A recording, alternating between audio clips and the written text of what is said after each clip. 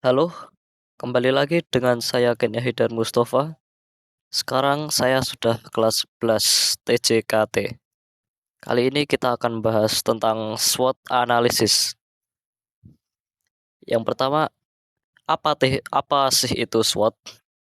Secara pengertian, SWOT adalah alat perencanaan strategis yang membantu mengidentifikasi kekuatan, kelemahan, peluang, dan ancaman suatu organisasi. Tujuannya buat apa? Tujuan utama analisis SWOT adalah untuk mengidentifikasi faktor-faktor internal dan eksternal yang dapat mempengaruhi suatu organisasi atau proyek. Jadi, apa cita-cita saya? Cita-cita utama saya ialah menjadi seorang entrepreneur. Apa itu entrepreneur? Entrepreneur ini adalah seseorang yang mendirikan dan mengelola perusahaan atau bisnisnya sendiri, biasanya menanggung risiko keuangan yang signifikan dalam prosesnya. Kemudian kita akan membahas SWOT saya. Yang pertama dari S, strength atau kekuatan. Saya memiliki kekuatan atau kelebihan di bidang public speaking. Kenapa penting? Karena ini adalah skill yang diperlukan saat ingin merekrut orang atau ingin membangun relasi dengan lawan atau rekan bisnis. Kemudian skill negosiasi. Negosiasi ini untuk memutuskan kerjasama dengan pihak lain. Kemudian decision maker. Ini adalah skill ujung tombak yang ada di perusahaan. Apakah perusahaan ini akan bergerak ke sana atau ke sini atau ke situ? Itu tergantung decision maker seorang entrepreneur. Kemudian weakness atau kelemahan. Kelemahan saya yaitu belum menguasai bahasa Inggris tingkat lanjut. Inggris tingkat lanjut yang saya maksud di sini adalah skill bahasa Inggris kelas guru bahasa Inggris. Tujuannya yaitu untuk memperluas koneksi dan jangkauan perusahaan atau bisnis saya agar berskala internasional. Kemudian opportunities atau kesempatan.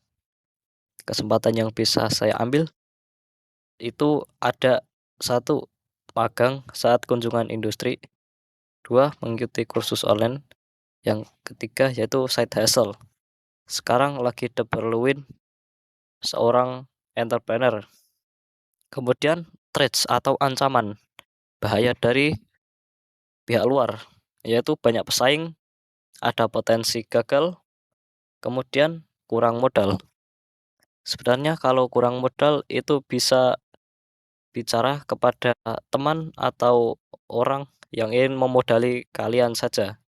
Tinggal bagaimana cara kalian menjelaskan bisnis kalian dengan baik dan efektif biar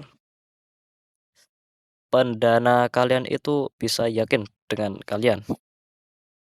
Lanjut strategi yang saya pikirkan.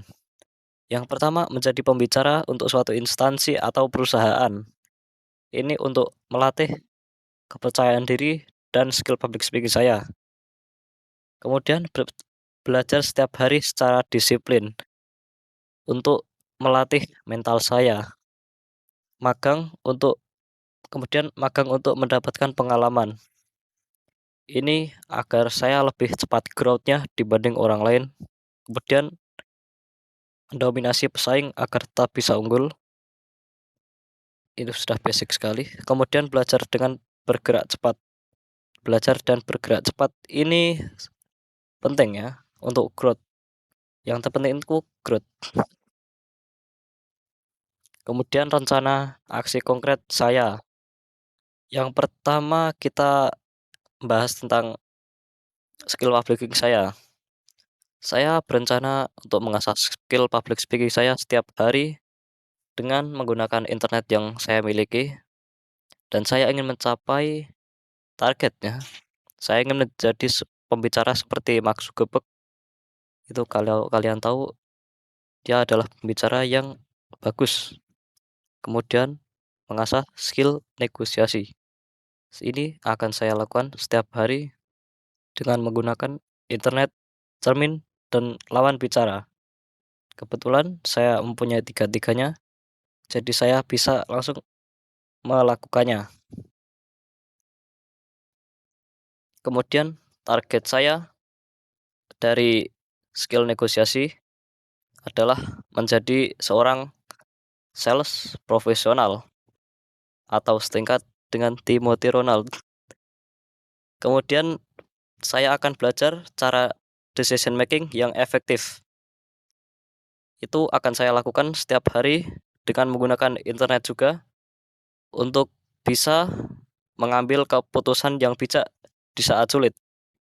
Karena ini adalah decision making, yaitu penting sekali untuk mengubah atau menggerakkan perusahaan ke arah yang bagus, teman-teman. Kemudian yang terakhir adalah refleksi diri. Apa yang bisa kita ambil dari pembahasan kita di video kali ini? Yang pertama, untuk menguatkan motivasi saya untuk sukses. Karena semakin banyak pesaing, maka semakin besar pula peluang untuk suksesnya. Dan semakin matang pula prosesnya. Kemudian kita jadi membuat jadwal belajar harian. Ini untuk melatih kedisiplinan kita.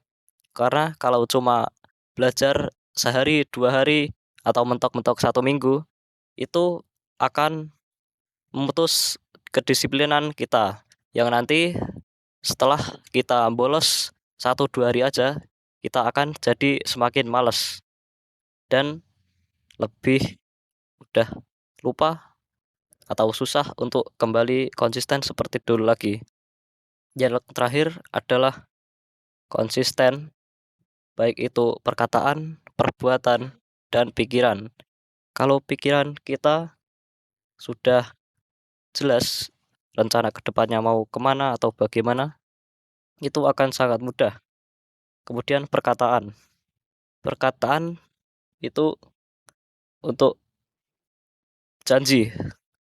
Ya, kita bisa menyebutnya seperti janji.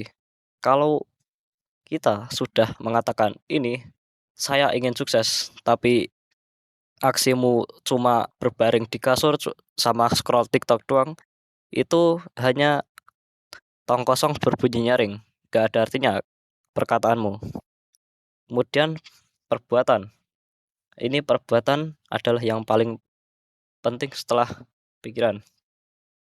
Karena perbuatan inilah yang akan menuntun kita seperti apa ke depannya. Kalau kita cuma scroll TikTok tadi ya kan, atau cuma ngegame nggak jelas tuh, main game nggak jelas yang nggak ada gunanya, nggak belajar, top up game, jajan terus, nggak investasi ilmu, itu akan merusak diri kita sendiri di masa depan nanti.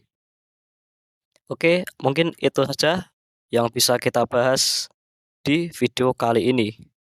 Semoga bisa membantu dan oke, bye.